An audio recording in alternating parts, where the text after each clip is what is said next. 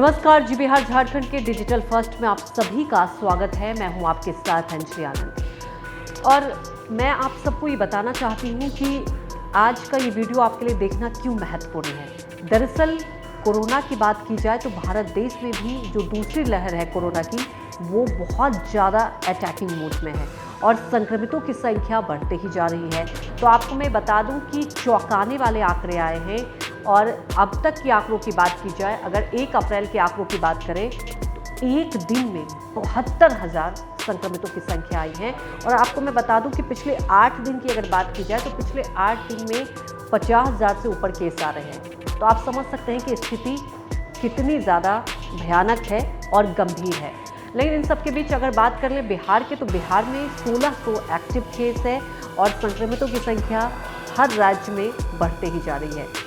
और सबसे अच्छी बात यह है कि वैक्सीन आ चुका है। और वैक्सीन की बात की जाए तो आपको ये बता दूं कि अभी तक कोरोना वैक्सीन की बात की जाए तो कोरोना जो फ्रंट वॉरियर थे उन्हें दिया जा रहा था, कोरोना वॉरियर को दिया जा रहा था, 60 साल से उम्र के बुजुर्ग जो थे उन्हें दिया जा रहा था। लेकिन आपको ये बता दूं कि 1 अप्रैल से 45 साल से उम्र से अगर कोई ज़्यादा है, 45 साल से उम्र से ज़्यादा लोगों को भी अब कोरोना का टीका लग सकता है। और ख़ास बात यह है कि केंद्र सरकार इसके लिए सेंटर बढ़ाने की जो कवायद बढ़ा रही है, केंद्र सरकार इसके लिए सेंटर बढ़ा चुकी है और कोशिश की जा रही है कि हर राज्य में ज़्यादा से ज़्यादा लोगों को कोरोना वैक्सीन दी जाए। अगर बात कर ली जाए तो बिहार में 26 लाख लोगों को कोरोना का टीका दिया जा चुका है। वहीं अगर मैं बात कर लूँ पूरे देश में, तो पूरे देश में अब तक 6,51,17,896 लोगों को डोज दी जा चुकी है। तो इससे ये साफ जाहिर होता है कि सरकार ये कोशिश कर रही है कि ज़्यादा से ज़्यादा लोगों को टीका लग जाए। वहीं आपको ये बता दूं कि जो 45 साल से लोगों को टीका अब लगना शुरू हो गया है, उनके लिए सबसे अच्छी बात यह है कि आपको कोई मेडिकल सर्टिफिकेट देने की ज़रूरत नहीं है। अब आप ये भी सोच रहे होंगे कि कोरोना का टीका ठीक है लग रहा है, कैसे लगवाएं, कैसे रजिस्ट्रेशन होगा, कहाँ जाना है, ये सब जानकारी आपको इस वीडियो में मिल जाएगी। और मैं आपको ये भी बता दूं कि अगर बिहार की बात की जाए तो बिहार राज्य में कोरोना का वैक्सीन चाहे आप सरकारी अस्पताल में लेते हैं चाहे प्राइवेट अस्पताल में रहते हैं, फ्री है। अगर प्राइवेट अस्पताल में भी आप जाएंगे तो कोरोना वैक्सीन फ्री है। और आपको बता दें कि बिहार के स्वास्थ्य मंत्री मंगल पांडे ने साफ तौर पर लोगों से कहा है कि जल्द से जल्द आप इसमें शामिल हो सकते हैं। आप जितना जल्दी वैक्सीन लोग ले और लोग अवेयर हो वो उतना बेहतर होगा। तो सबसे पहले आपको बता दें कि आप कोरोना वैक्सीन के लिए कैसे रजिस्ट्रेशन करा सकते हैं। तो उसके लिए आपको कोविन पोर्टल ऐप पर जाना होगा और इस ऐप की बात की जाए, अगर आप रजिस्ट्रेशन कराएंगे उसके बाद आप वैक्सीनेशन ले सकते हैं और आप उसका हिस्सा बन सकते हैं। तो आपको मैं पूरी प्रक्रिया बताऊं कि कैसे आप वैक्सीनेशन की प्रक्रिया में शामिल होंगे, कैसे आप रजिस्ट्रेशन कराएंगे। तो सबसे पहले आपको बताएं कि आप रजिस्ट्रेशन के लिए क्या कुछ आपको कदम उठाने होंगे। तो आपको क्या करना है, कोविन पोर्टल ऐप है उस पर आपको रजिस्ट्रेशन करना होगा। अगर आप पोर्टल पर रजिस्ट्रेशन नहीं करा सकते हैं फिर भी घबराने की जरूरत नहीं है। आपको क्या करना होगा, जो आसपास वैक्सीनेशन सेंटर है वहां पर जाना होगा और वहां पर जाकर आपको रजिस्ट्रेशन कराना होगा। उसके बाद आपको वो प्रक्रिया बता सकते हैं अगर आप ऑनलाइन नहीं कर पाते हैं तो।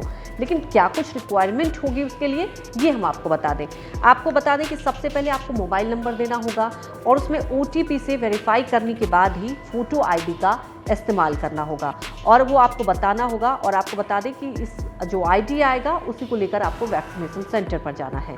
और इसके बाद आपको बता दें कि फोटो ID की संख्या के मुताबिक पूरा आपको नाम डालना होगा और आपको जेंडर और उम्र भी उसमें दर्ज करना होगा जब आप फॉर्म भर रहे होंगे तो।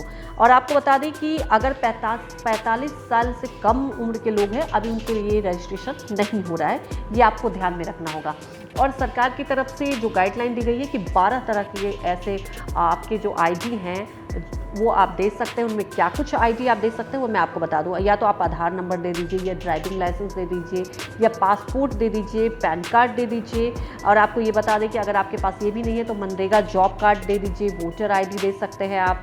और आपको बता दें पोस्ट ऑफिस पासबुक दे सकते हैं, पासपोर्ट दे सकते हैं, पेंशन डॉक्यूमेंट दे सकते हैं, यहाँ तक कि MP MLA MLC का ID कार्ड दे सकते हैं। सरकारी कर्मचारियों की बात की जाए तो सर्विस ID कार्ड दे सकते हैं। तो ये ID दिखाना आपको बहुत ज़रूरी हो जाएगा अगर आप या तो मोबाइल से भी अगर आप कोविन पोर्टल पर जाते हैं या आप रजिस्ट्रेशन कराने के लिए आप खुद वैक्सीनेशन सेंटर पर जाते हैं तो वहाँ भी आपको ये आईडी देना होगा। जब आप रजिस्ट्रेशन कर लेंगे उसके बाद आपकी जो प्रक्रिया पूरी हो जाएगी तो चुने हुए वैक्सीनेशन सेंटर पर आपको समय पर पहुँचना होगा।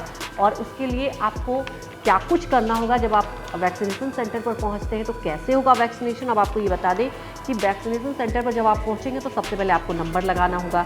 जब आप नंबर लगाएंगे तो आपको रजिस्ट्रेशन की जो संख्या नंबर होगी वो आपको बताना होगा। और आपको बता दें कि इसके लिए आपको पहचान पत्र, जो पहचान पत्र मैंने बताया वो आपको दिखाना होगा।